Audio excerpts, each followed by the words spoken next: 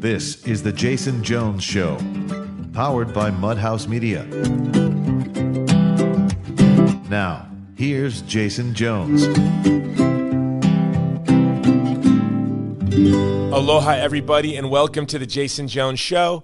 I am your host, Jason Jones, broadcasting from the beautiful but hot hill country of Texas. Guys, today is an exciting show for me because we are interviewing one of my favorite movie producers, Joe Knopp. I suspect he's one of your favorite producers too. He's produced some of my favorite films. Unplanned, a film that changed the course of this nation. I Can Only Imagine, Woodlawn, and now he has a new film. You're going to hear about it here first, but pretty soon it's going to be talked about everywhere, and it's called The Trump I Know. It's a detailed look. He gets unprecedented access, Joe does, to the White House to interview the women that work there to kind of understand who Donald Trump is. 60% of the people that work in the White House are women. And so we're going to get a picture of who the president is through the eyes of the women that work with him. And I'm also excited to learn about the lives of these women and the sacrifice they make. Can you imagine how hard it is working at the White House, the stress, especially being a parent with what I do? Not nearly as much at stake as with what they do. I have a year of my life in a film that I made that I don't remember anything because I was so all-consumed with the project, so addled with stress. I don't remember birthday parties. I don't remember Christmas. I don't remember a vacation my family says we all went on because my mind was all consumed by this project. Can you imagine 4 years to 8 years working in the White House? So we're going to look at what these women sacrifice and the impact on them and their lives, their heroism. We're also going to get to learn about the president through the eyes of the women who work with him. And I cannot wait. But we begin with a deep dive on Joe Knopp because Joe Knopp's life is more interesting than a movie. In fact, if you were to pitch his life to a studio, they'd say, that script is unbelievable. That's too much. We got to take this out, take that out, because his life is so interesting. So we're going to interview Joe Knopp on Joe Knopp and on his new movie, The Trump I Know. This episode is being brought to you by Movie to Movement, creating a culture of life, love, and beauty through the power of film. Go to our website, movie2movement.com, where you can check out our new movie, Divided Hearts of America, on Salem now, September 14th.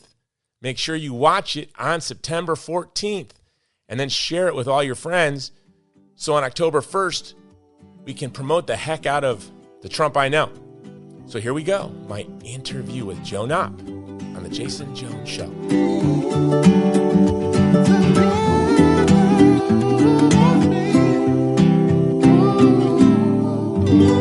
Aloha, Joe Knopp. Welcome to The Jason Jones Show.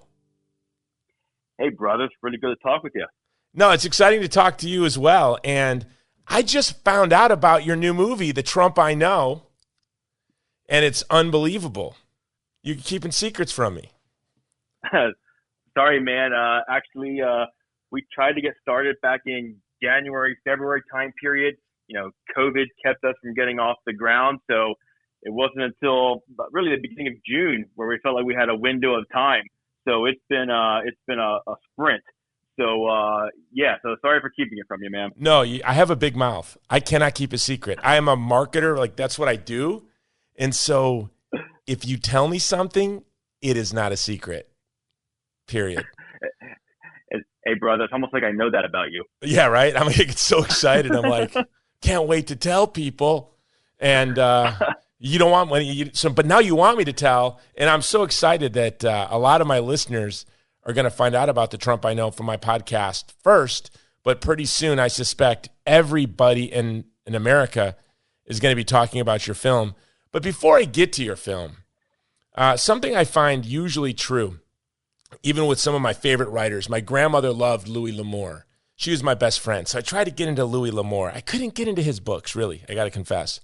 But then I read his memoir, and his memoir is so much more interesting than his books. And he's a very popular guy, right? I mean, he's been dead forever, and he's I see his books everywhere in stores today. Yeah. And James Michener, I love James Michener, but his memoirs to me are the most interesting thing about him, more than interesting than any story he wrote. Your life is fascinating, especially for somebody as young as you are. You have a pretty unusual and interesting life. You were raised in an orphanage, isn't that correct? I was. But we all have a story. You have a story, but my story began in Philadelphia. I had two older sisters, and we were living in a pretty rough part of Philadelphia. It's called the Kensington Allegheny area, and just not a healthy family environment. A lot of drugs, alcohol, violence. So the police would also come to our house and kind of break up fights with my mom and dad. And when I was 5, the police came and basically took us away from our dad that night. And to this day, I never saw him again. But unfortunately, our mom was not in a position to really take care of us or raise us either. So for the next 2 years, we just kind of lived on the streets of Philly. Our mom would come and go in our life.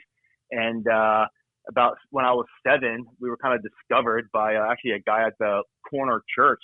He noticed us when we would go there a few times, and he ended up placing us in this orphanage when I was 7 years old.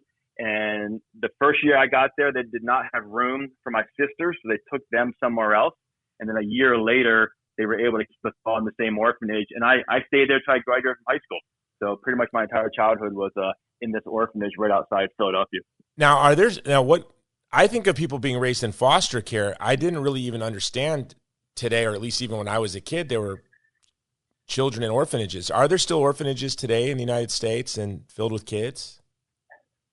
I don't believe there are many, if any. The one that I grew up in, it does still exist. When I was there, 30 some years ago, it was ran by a ministry, totally independent.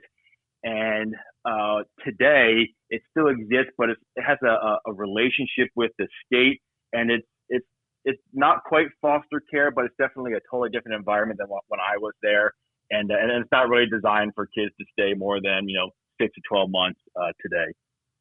Now, when you were in that orphanage, you produced and been on some of my favorite films, Unplanned, I Can Only Imagine, Woodlawn. You've worked with some of my favorite people in the film business. I'm guessing that stories, movies, and I guess, did you read a lot? Were books and movies your escape as a young boy in an orphanage? Or when did your love for movies begin?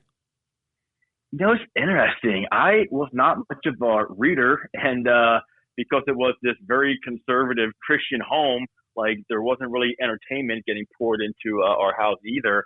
I just really became fascinated with people. We went to the local church and we went to a public school, but we were the odd kids that came from this orphanage. So I had a lot of just great friends who would invite me over to their house. And their parents would go out of their way to just be nice to me, take me to dinner with them. So I had like this variety of families that kind of like brought me into their life. And I was just fascinated with people. And kind of realized that my upbringing was kind of strange. And you think everyone else lives this perfect world. Then you spend some time with these other families and you realize, there's a lot of chaos going on in the world. So for me, that kind of began my fascination with people. And that's why all the movies you just mentioned, they're all true stories. And I believe we have a responsibility to kind of understand our own story so that we can share with others and hopefully provide, some hope and courage to other people. So that grappling with your own story is where empathy is born, right? It's where you learn how to think of what others are going through. That's exactly right. I think I became a good listener. I think part of it was I was kind of a quiet, complacent kid. And when you're in a boys' dorm in an orphanage where all the other kids are kind of acting crazy, you don't get a whole lot of attention when you're the quiet boy. So I just became a good listener kind of as a result of that.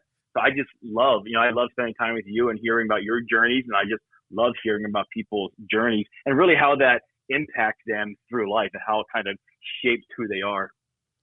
When I just read Jackie Chan's autobiography, it's called Never Grow Up, I believe. And he spent from 7 to 17 living in effectively it was almost like he was sold to the circus. He went to this school where they studied for, they called it kung fu, but it was really, I guess, like opera, Chinese opera.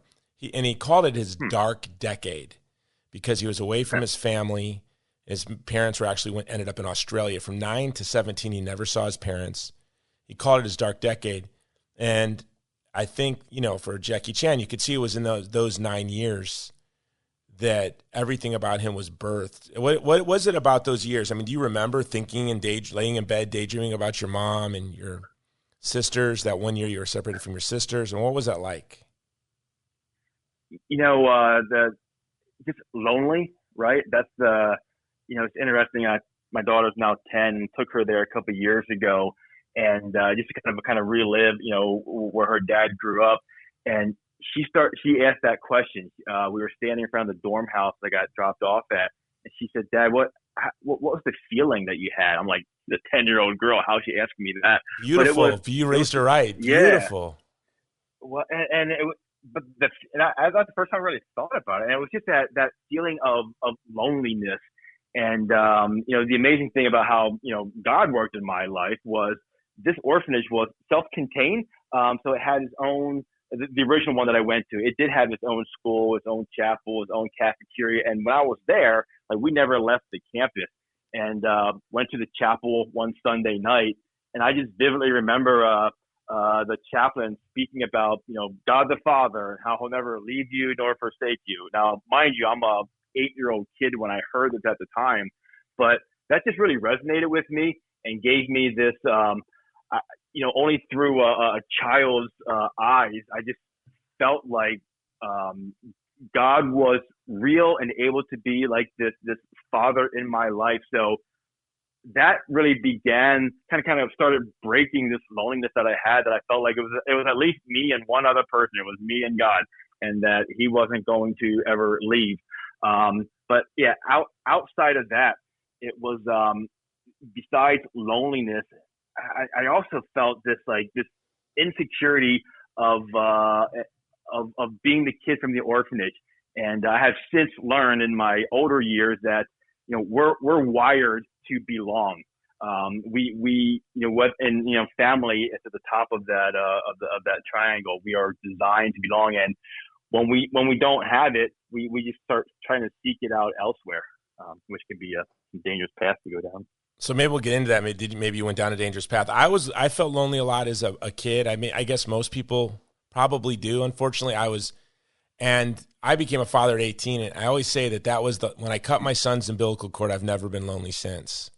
But I see loneliness everywhere. And I think that it's something that haunts me, especially when I'm in big cities like New York City. I just feel like I'm surrounded by lonely people. Yeah. And I think you're right. And I think it's even worse today because ironically, we quote know more people than ever before. We're connected to more people than ever before. But I truly believe we are lonelier than ever before because everyone feels like people are living these perfect lives. And why am I not living this perfect life? And I think it really has created an even deeper sense of loneliness today. Yeah, it's very sorrowful. I think that if you have friends, you're rich, family and friends, you're wealthy. You had this empathy birthed in you as a young boy growing up in an orphanage. Then you went into the military. Did you get a good education? Did you feel like you got a good education there when you came out? I did pretty well in school academically. The problem, at the orphanage I was in, their goal for my two sisters and I was just street smart, just be able to get out, get a job, and survive. They really didn't think about college. So I really didn't have any understanding of the college process, but I knew that my friends were going to college. So I very naively signed up to go to the University of Pittsburgh just with a friend. A friend signed up, I signed up, drove out there for freshman orientation, about as naive to the process as you can be. And I drove my old beater car And the very first thing I remember when I pulled into Pittsburgh area where the school is that parking. It was like $85 a week or something to park my car. And mind you, I got like $1,000 to my name, and I'm like, how am I going to afford to be out here? But the one that got me, kind of pushed me over the edge, was the bookstore. I was so naive that in high school they just hand you your books, but in college you go to the bookstore and you have to pay. And I remember they ring them up, and they're like not $600. Yeah, it's not cheap. It's like a car in those days. It was like a car or books. It was literally my net worth at the time, right? So I ended up leaving and moved in with my sister, and just felt like my world was ending. I'll never get off the ground. But fortunately, I feel like God had me drive by this Air Force recruiter's office, and a big sign on the window, we'll pay for your college. And I literally was 18 years old and signed up for the Air Force. Oh, so you signed up for the Air Force, and so you were in the Air Force Reserve, or were you ROTC? I was enlisted. No, I was enlisted active duty for 6 years. So I did not go the officer route. However, while I was enlisted, they pretty much kept me in Dayton, Ohio, at a big base called Wright-Patterson Air Force Base. Pretty much my whole 6 years that I was active duty. So I was able to go to night school the whole time I was in the military, and I ended up getting a finance degree while I was active duty. So you got out. You didn't even have to use your GI Bill. No, I pretty much got most of it when I was active duty. So there's another that they just help pay for while you're on active duty service. What years were you in? Let's see, 93 to 99, technically. Yes. Well, we just missed it. I was in 89 to 93, active, and then reserves to 95 in the Army. They wouldn't let me in the Air Force. Yeah. I wasn't. I would go to your cafeterias, though. Much better than ours, I will say. Usually much better food and much better bunks at night. And you have golf courses. Nice ones, actually. Really nice golf course. All right, so you went from that's a pretty fast path. So you go from you're living in an orphanage, 6 years later, you're a veteran with a degree in finance. You get into finance. Now I want to get to your movie. You made some of my favorite movies. I personally want to thank you for Unplanned. I just think it's one of the most important works of art in the history of our country. And it has impacted in the course of this nation. What was it like working on Unplanned? Yeah, so hard story to tell, and I appreciate I saw you a lot during that process, and I appreciate all you do to fight for life. But for me, just really felt like the only way for America and really the world to be able to see and understand what abortion really is to see someone go through the process, see someone who was on the inside. So for me, as far as the story, I just felt like Abby's story, just like her book, resonated with a lot of people. That there was a great chance for that story to resonate with a lot of people. But at the same time, as you're fully aware, such a hard story to tell, such a hard balance of, how much of the truth do you reveal to what, abortion really is.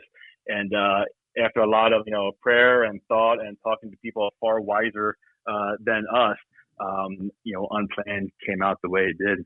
Well, and I don't know if you know this, Abby and I were working on the film together. She wanted me to make it. We're friends. And then Chuck and Carrie reached out to her, and they had the funding, and she asked me what I thought, to do some due diligence. And it was a very hard thing to do. I said, look, they have the money. You got to go with it. It might take me 15 years.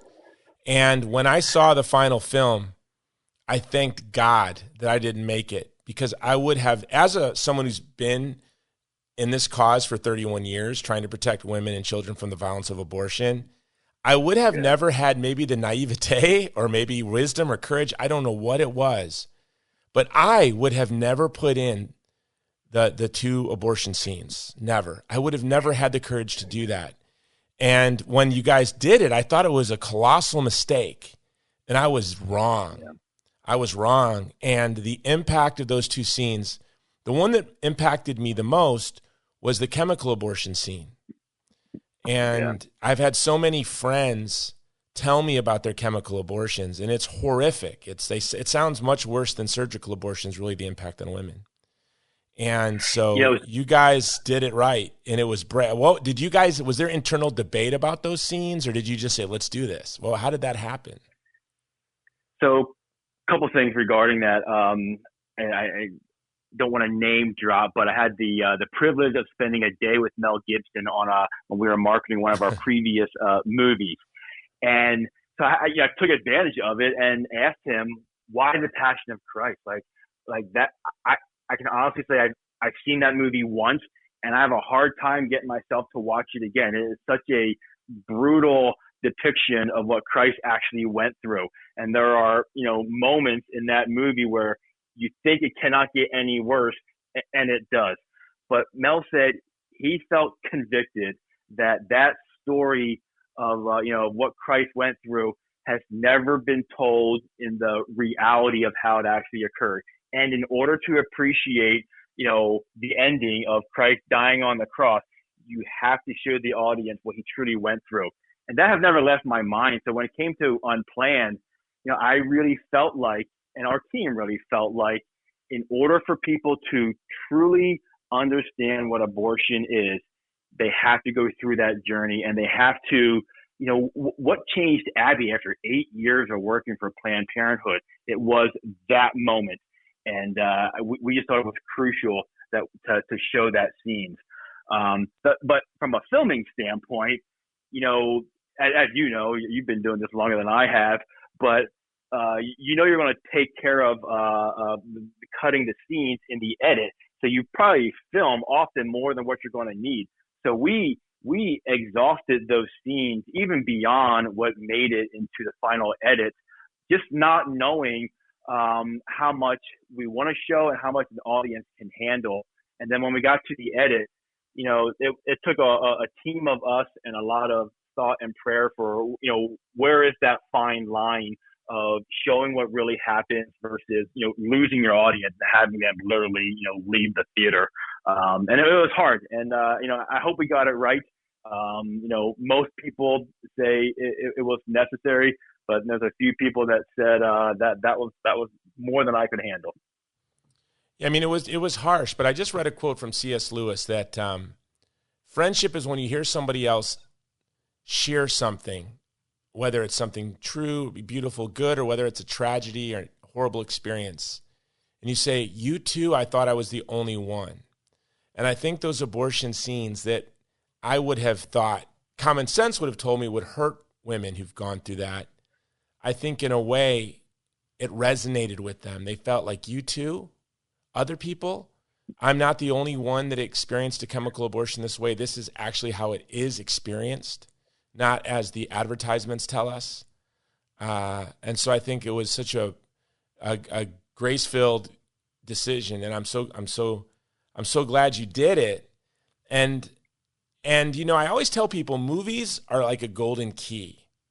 I started out as a human rights activist, fell into film. You started out in finance, fell into film. I said, one of the things, like with Movie to Movement, our mission is to advance the dignity of the vulnerable and inspire solidarity with the vulnerable. Then one of the most impactful ways it's done it is I've been able to build relationships with very influential and powerful people, heads of state, movie stars, and others. And you have this new movie, The Trump I Know. And this was really birthed. It was a golden key. Unplanned was a golden key that got you in the White House, isn't it? It absolutely is. Very first trip to the White House, Vice President Pence and his wife asked to watch Unplanned and invited me to the White House the next day to meet with the Vice President. So that because of Unplanned, I was able to go there and meet with him. And then you developed a relationship with the Vice President, Lara Trump, and other folks that worked in the administration. You just became friends. We did very, organically. Laura, I met her in New York when we were doing some marketing for Unplanned, and just appreciated each other. She used to be a producer for Inside Edition, so we kind of had that connection, and just stayed in touch. They're very gracious about relationship, so it was just something that we were able to stay in touch. Never did I think be telling a story about them, but that's what ended up coming out of it.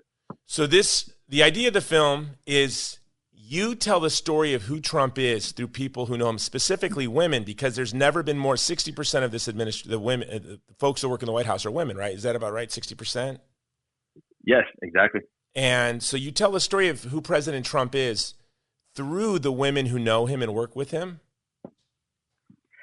Yeah, so it literally this past January, trying to figure out concepts for next projects, and was thinking of Lara, and I really have always appreciated like her journey into the political space.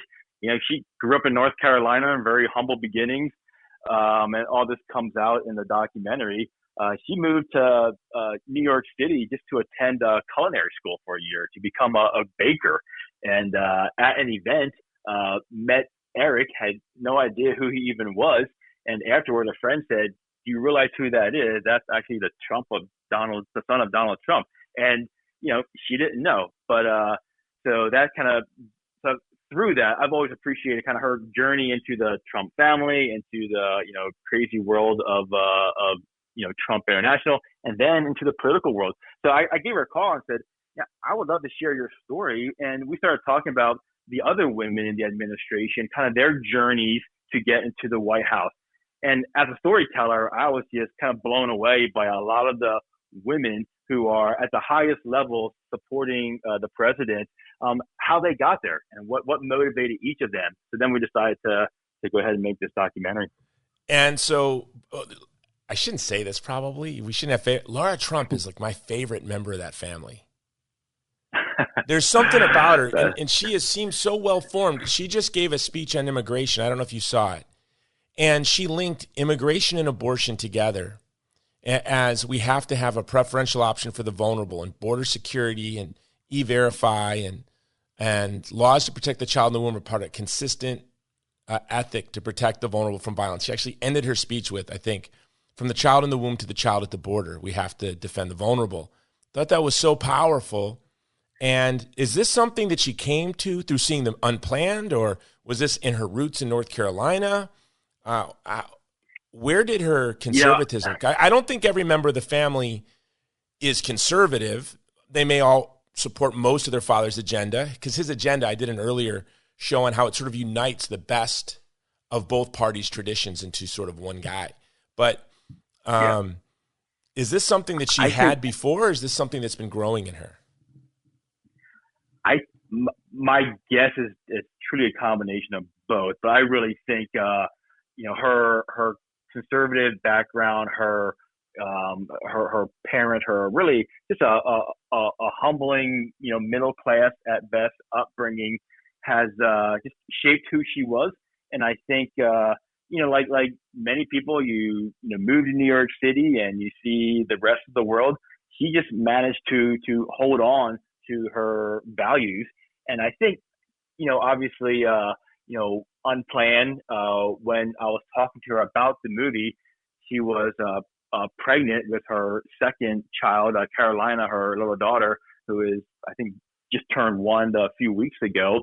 She's a young mother, and I just think it really, resonated with her, the value of life, being a young mother. That's so beautiful. So what did you learn? What was most surprising? So this is really about Trump. Your movie's about who is Donald Trump. And, when I don't know if you know, I was almost a never Trumper in 2016. I was so close to being a never Trumper, and I did not even think I was going to vote for him. Yeah. Did not even think I was going to vote for him. Now I'm on the Trump campaign. I'm a surrogate. Yeah, exactly. So, but I doubted, I thought he's just another New York liberal. That's what I thought. And who's saying things to make us happy. Like Mitt Romney said things to make, they say things. Of course, after 4 years, really, I couldn't be I couldn't be happier on the issues that are most important to me: destroying ISIS, having a preferential option for ethnic and religious minorities from the Uyghur in East Turkestan to the Yazidi, who have been liberated by President Trump, the Chaldeans, the Assyrians, standing with the people of Hong Kong, obviously being the most pro-life president we've ever had. By the way, those are my opinions, not the opinions of Movie to Movement. But what I doubted, my distrust, I doubted myself in 2016. And the reason I doubted myself is something a mentor of mine told me. The gentleman actually that financed Bella, he said, Never do business with somebody who doesn't have old friends and doesn't have a good relationship with their adult children.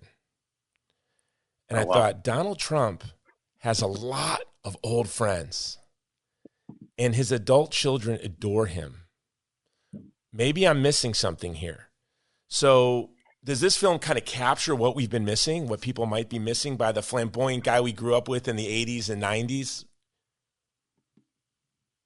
You know, it really does. You know, some of the women that we've interviewed have been friends with him for, 20 years.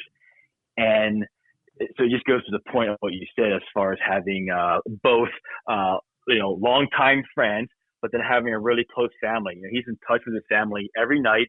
And, his island can be pretty small, right, relative to, people that he can trust at that level. And so that island consists of his family, all of his children, and then, some friends also. But, in this crazy world we live in, it's just hard to trust many people. But wow, those that are closest to him, just the loyalty and the appreciation for what he's done for them over the decades was really humbling and really surreal to kind of hear those stories directly from those people. And the other thing about Trump, and we can get to this, but he comes from the service industry. This is probably the aha moment that I had spending time with him and the others and the women. He comes from the service industry for decades, and that industry, especially at the highest level of service that he provides in his hotels and golf courses, is every day you have to be in tune with your clientele. So therefore, the waitress who is serving everybody at these hotels and golf courses, when she hears, a clientele say, "Hey, I wish this was on the menu," or "I wish you did this differently," that gets right back up to the boss, to Trump, and he has to make those changes. So he is, every day just in tune with his clientele, and that's what he has been doing with America. That's why when you watch him on TV these days, he loves being with Americans, because that's how he understands what his job really is. So for me, making that connection between service industry for 4 or 5 decades, it's really what has prepared him to serve the American community also. Yeah, and I think I grew up in the service industry, working in restaurants, right? And you working in a restaurant and living in Hawaii for 31 years and going to University of Hawaii, all my friends were travel industry management majors, and I spent a lot of time around those hotels and in restaurants in those hotels working there. It's a tough business. And it's also a business that touches every segment of American society. Like you said, you have at the restaurant I worked in, we had the illegal immigrant from China washing dishes, and then we were serving some of the wealthiest people in the world. And so if you managed a restaurant like that, you would every day be dealing with every segment of society. The one thing I always did like about Trump is I thought you could see that he looks up to and adores the American working class and middle class. Like, he adores them. He recognized that he has privilege, that he had opportunities that others may not have had, and he made the most of those opportunities. But in many ways, I think he sees that he has to be a steward of those opportunities, but he has always grown up. I think he grew up with his father and grew up in the businesses that he was in and as a developer. And like you said, the hospitality industry, just having this admiration for regular folks, not like the political parties, both the Republican and Democrat usually do it, like trot out the working class and middle class people at political events to go, look, we have, working class friends. That right. And this Republican convention was really the Trump convention. I think it highlighted, it really looked at the regular folks, guys like you and me, with eyes of admiration. Does that ring true to you, that he admires, looks up to, wishes he could be as good as the working class folks that worked for him? Absolutely. In fact, it was fun to hear these stories of, I think like the head of security for Trump International worldwide, right? Started out as a security man in front of one of his hotels. And he loves that American story. He loves just, finding something in people really before they even recognize it in themselves and promoting those people. And I think he actually has the secret sauce is when you promote someone before anyone recognizes their value, that person becomes so loyal to you, so loyal to your company, they don't ever want to leave, and they're going to defend you to the nth degree. And he has created this army of people around him in his company, and now we've seen it in his administration, that just will fight to the end for him and with him because of the appreciation that they recognize he is throwing their way. I think Kaylee is a great example of someone who probably was not on most people's radars to be the White House press secretary. And he promoted her before she even probably thought she had it in herself. And, I'm biased, but I think she's crushing it in that role. Crushing it. You're biased. She's and that was the convention, by the way. Those convention speakers would have never passed the vetting committee of either party in the past. And because they're not politicians, they may have said things in their past that was in politic. Well, they're not politicians. They're humans. They talk like people. They're not measuring every half sentence to make sure that it can't in the future be taken out of context. And the people around Trump, like Abby Johnson, who spoke on that stage, right? Who you made a movie about. Would any party, would the Republican Party of the past had Abby Johnson on that stage? Only Trump's GOP would do that. And I think to allow her to tell her story as vividly as she did, right? Yeah, it was amazing. Her speech was amazing. Yeah. Well, her speech was amazing, and I texted her. I said that's one of the most important speeches in American history. And then Sister Byrne came on, and I texted her. I'm like, I think Sister Byrne just went up to you. I don't know what happened there. I hope they remember your speech. And each speech was better than the next.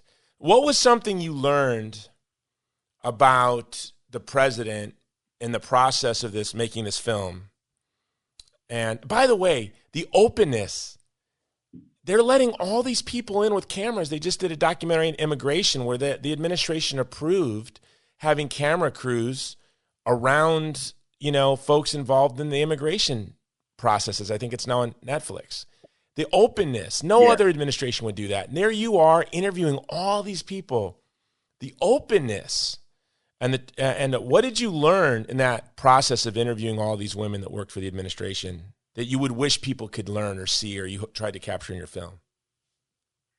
Yeah, so the women themselves, I think in today's world of entertainment and celebrity statuses, we see people on TV and we just assume they fed with a silver spoon, always had this great life, and now they're beautiful and we get to watch them on TV. But when you start hearing the reason, take Mercedes Slapp, she's been involved with politics for a while. Her father in Cuba was arrested for fighting against socialism and spent 6 years in jail. Finally was able to leave, get to America, and he loves America, maybe frustrated where it's headed because he's been there, but just loves this country.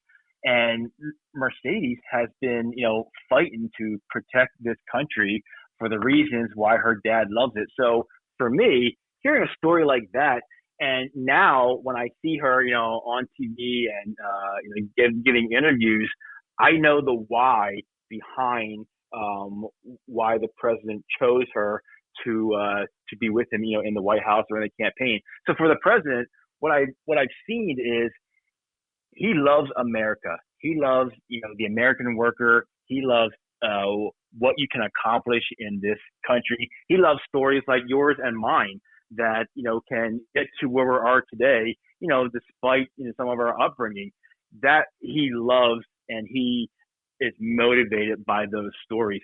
And he has surrounded himself with people who have very similar stories, who it's been a challenging background to get to where they're at today. So surrounding him is a bunch of people who truly love this country as it was founded, a couple hundred years ago. So that was really his passion for this country, his passion for the American. I don't know if I appreciate it nearly as much until I actually got to spend time with him and got to spend time with everyone surrounding him. Well, I mean, I think you hit the nail on the head there. You and I think I don't know if you did this, but when I first moved to DC, being a high school dropout, last in his class, teen parent, was born to a teenager. Okay, that's my past. I had 3 Article 15s my first year in the Army for fighting. That's who I am. Then when I came to DC, after grad school, I came to DC, but I thought that everyone would look down their nose at me. I'm poor white trash, and when you're around these powerful, influential people, then eventually you realize they don't know. But when they find out, you can see people look down their nose at you. Oh, you didn't go to Yale, or you didn't go to Harvard. Oh, you're a teenager, you were a teen. And then you can see, but then there are others who look up to you. And then you're often shocked to find out these wealthy, powerful, great influencers came from humble beginnings too. But to find someone like President Trump, did you have that when you entered finance or the film business, where you were insecure because of being raised in an orphanage, or no? That my whole time in the finance world was trying to be accepted by successful people. When I was living in the orphanage in high school, interesting thing that occurred, because I was really the only teenager besides my sisters there, I did well academically. So for all the donor events for the orphanage specifically, I would be the token poster child of the orphanage, where they would parade me on stage and let me talk for a minute, put me back down at the head table, right, with the biggest donors that were there. And for me, while I was sitting at that table, it just felt like I'm so tired of being the one given to. I can't wait to be one of these other guys that actually gets to write the check and donate, right? So my motivation, looking back, it was probably wrong in many ways, but I just wanted to belong. I wanted to be perceived as successful, which is interesting. Not materialism. I just want to be perceived by other people that I made it. I'm successful, and so that was a driver for me for a long time. How did you break? Did you just become successful, and did that break it, or did it break and then you became? How did you break that? That desire to be perceived as successful? Yeah, I tell you what, I had some very successful financial clients, and I remember, flying on one of my clients' private plane, which I don't do that very often, still to this day. And there is something special about, getting off that plane. They throw the red carpet out. There's a handful of you on the plane, and I'm walking down there with my briefcase and nice suit on, and feeling good about myself, right? And then client comes down behind me, and all he could say was, "Hey Joe, look to the left. That bigger plane over there," he named whatever kind of plane it was, "that's going to be my next plane." And God allowed me to see that it's insatiable, this idea of, succeeding and trying to outperform others, that you cannot get there. There is always going to be somebody with more. So I think for me, it was less of arriving at some level and more of this truly humbling spirit that I feel like God had shown me, that it's insatiable. You cannot get there by being around certain people, by driving a certain car, living in a certain house. You won't get there. So for me, that was that was good. That was a wonderful insight. Mother Teresa said poverty isn't caused by what you don't have; it's caused by what you want. And poverty, very means true. You have all these wants, and that's where I think in the long run for guys like you and me, we're lucky too, because I have a friend who's from one of the most influential families in the history of this country, and he's a very prominent psychiatrist. And he said, if there was a wing named after me in the White House, a medical wing or something, it wouldn't have impressed my father. And my dad used to say to me, and I kid not, he would say, if you grow up in digging ditches is what makes you happy, I'll be very happy if you're digging ditches. Well, what my dad was saying is, all I ever expect you to do in life is be a ditch digger. And so when I dropped out of high school and got joined the Army, became an infantryman and graduated basic training, my family was proud. Like, they were so proud of me. And then I got my associate's degree and a bachelor's degree. They could have never. It was very easy to meet the expectations that people had for me. I think a lot of the folks that were around because of the industry we're in, they are judging themselves by other people's successes, and they'll never, and then if they hit that goal, they'll look to the next person, and Britney Spears is looking at Madonna, and Madonna is looking at Marilyn Monroe, and they're all looking at somebody else and saying, I'll never be like that. Where and insecurity is the worst motivator out there. It'll make you compromise so many things about yourself. It'll make you compromise so many things about your career. It's just the worst driver out there.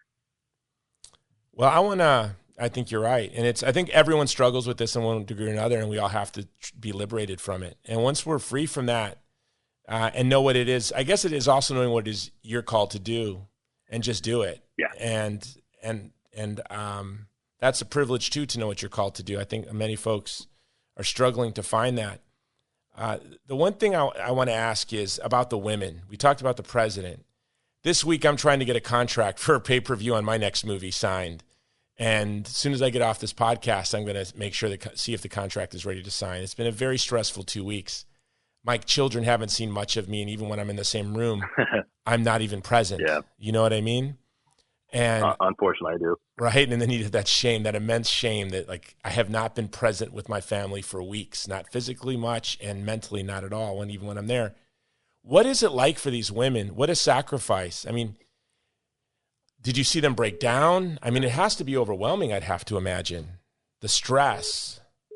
It is, and you'll see several of the women interviewed that if there was a time when they got emotional, it's about talking about their kids. I think it's interesting with you and I were men. We never get asked the question. You brought it up, which is so rare, but we never get asked, what's it like to be a father and working full time, right? We only ask that of women, which resonated with me, that whole concept. But these women, it's interesting. It's their being moms is part of their motivation for fighting for this country. A lot of these women kind of entered politics when Trump did. They weren't necessarily in politics before that, but just like his passion for protecting this country from where it was possibly headed, they felt like, we have kids. What's America going to look like for them in 10, 20 years? We need to do something about it, as women and mothers do, as far as, protecting their own. A lot of these women have similar stories for, we're going to fight really hard to allow our kids to grow up into the America that we grew up in and the America that we want them to grow up in. But it's not without sacrifice. So many of them use the word sacrifice. So many of them really just teared up and got emotional when they were talking about the kids, because it's hard. It's a balance of being at home, and all of those jobs are so demanding on their time, on their emotions. But yeah, it's struggle is probably a harsh word, but it's definitely a challenge to be the best at both. Well, you think 4 years is a long time in the life of your child. 8 years is half their childhood. And so I can't imagine even going into this election, the confusion and the fear. And you're right. I always say to folks, you're fighting for the best seat on the Titanic. I'm fighting to save it from sinking. If I thought I could save my family from getting the best suite on the Titanic, I'd fight for the best suite to protect my wife and children. But unfortunately, we're on a ship that's about to sink. And you all can have those nice chairs over there on the deck. That's fine. I'd prefer you help us make sure, help us as we're trying to save the ship. But I think that's where we are now as a country. That, look, there's no other country in the world where, and I was invited by the Vatican to be a part of some big conference several years ago with Steve McAvity, the producer of The Passion, and Eduardo Verástegui represented Mexico with someone else, a very wealthy business owner and then businessman. Steve McAvity and I were invited to represent the United States. Everyone else in that room was literally royalty, like a Habsburg, or like one of the founders of AXA Advisor were there, right? One of the richest men in the world, him and his wife from France. And she pinched me on my cheek and said, "You're such an American." I said, "Why, thank you." She goes, "It wasn't a compliment." But I love it. when I was in that room, I remember I thought, even my church treats me with more respect because I'm an American. The representatives from all the other countries are wealthy and powerful, but they know from America, you can just invite that guy. He can do it. He's fine. They're Americans. That's how they are. I can't think of any other country where you can go from being in an orphanage to the Air Force to a career in finance to screening a movie making movies and then screening it at the White House, then building a relationship with the president's family, then only in this country. And you think of Mercedes Schlapp, like she knows, her father knows, all these immigrants know. We must save our republic. We must save our republic, not for us, but for our posterity. And I hope your film, we have this Melania tapes, whatever, which seems to be a dud, no story trending. Yeah. There's like no there. But now here you go in a culture. That's why I love podcasting, by the way, and movies, and I hate Twitter. Twitter is just an instrument of calumny for the most part. Yep. But a movie, you're telling a story. A podcast, we can get to hear in depth, not, I agree with you. That's all you can say on Twitter is, I agree with you. You're a genius. I disagree with you, you dumb moron. That's what you can say on Twitter. That's about it, right? In a podcast, you can get into nuance. And in a film, you can really reveal the truth in a way that only stories can do. I just want to thank you for your career and that gift of empathy you have that was birthed for those long, sorrowful years away from your mother. But now you're sharing it with the world. Is there anything else you want to conclude with? Or how do we see the movie? So it officially comes out October 1st. And it'll be at home digital release. So wherever you normally watch something at home, you'll be able to buy it there. So our goal is to have a huge American watch party on the night of October 1st. We'll have a lot of the women who participate in it. They'll all be together at an event. They'll do some Facebook Live beforehand, and then we'll launch the story that night. So we're really excited to share all of these stories with everybody. But hey, brother, I appreciate you. Kindred spirits with you, rather than listening to the noise of this country and Twitter and all the other outlets. When you and I want to find something out about a person, we go meet and we go hear the story. So I appreciate what you do. I appreciate you having me on. It means a lot, and I love fighting these battles with you. Well, look, Movie to Movement, we have a film coming out, I hope, if the contract's signed, September 14th on pay-per-view, but we are going to promote the heck out of your watch party. And through Movie to Movement, through our website, through our social media, we'll make sure, and our email list, we'll make sure we share your film, because I know our supporters are really going to want to see your film. Half my audience is around the world. We have a huge audience. I mean, in Iraq, we have a huge audience. Kenya. People listen to it behind the firewall. In China, we have a large audience. Are they going to be able to watch this outside the United States, or is this something that really folks just in the States are going to be able to see? It's a great question. We are currently working with all the outlets today. We really hope that people around the world can watch it as of October 1st, but stay tuned. We're doing our best for the world to be able to see it. Trump is a household name worldwide, so it's only fair that everyone gets to see it. He's a symbol for freedom worldwide. I tell the story all the time. When I was in Iraq after he won, but before he was sworn in, I was in an IDP camp, an internally displaced persons camp in Iraq. The Muslim men, when they saw me walk in, began to cry and cheer, Trump, Trump, Trump, Trump. And I was really ambivalent on Trump at the time. And I said to them, why are you cheering for Trump?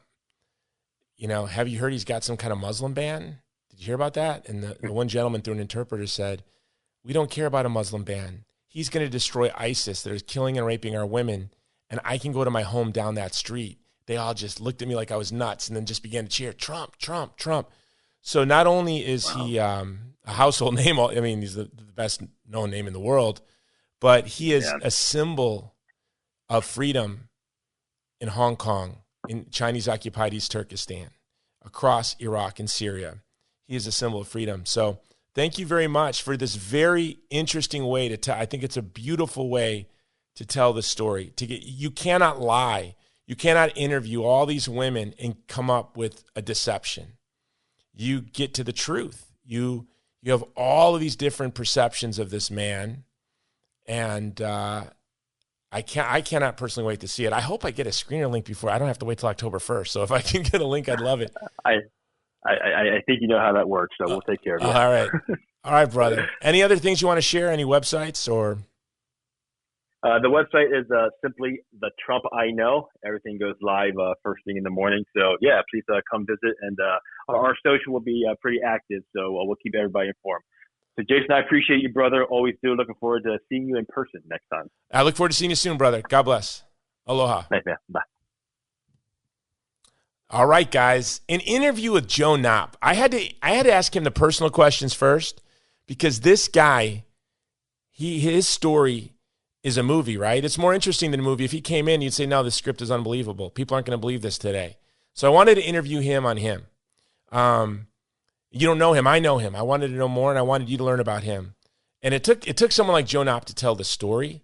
So I'm going to put the TrumpIKnow.com link in the show notes.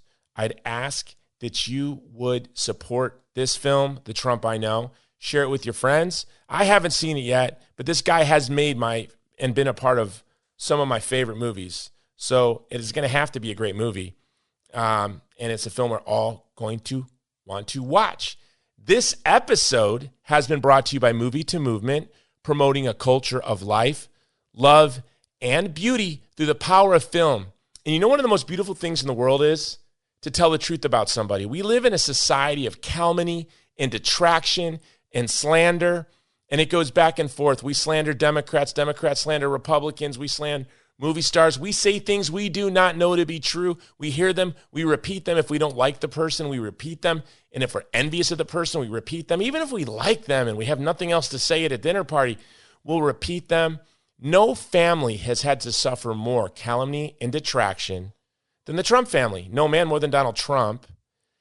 And you have the mainstream media, Twitter and Facebook, engaging in it as well. Can you imagine that? So how beautiful to have a film that lets the women around the man tell the story. Okay, so go to theTrumpIKnow.com, go to movie2movement.com, give us 5 stars, and write a nice review. All right, until next time, it's the Jason Jones Show. Aloha.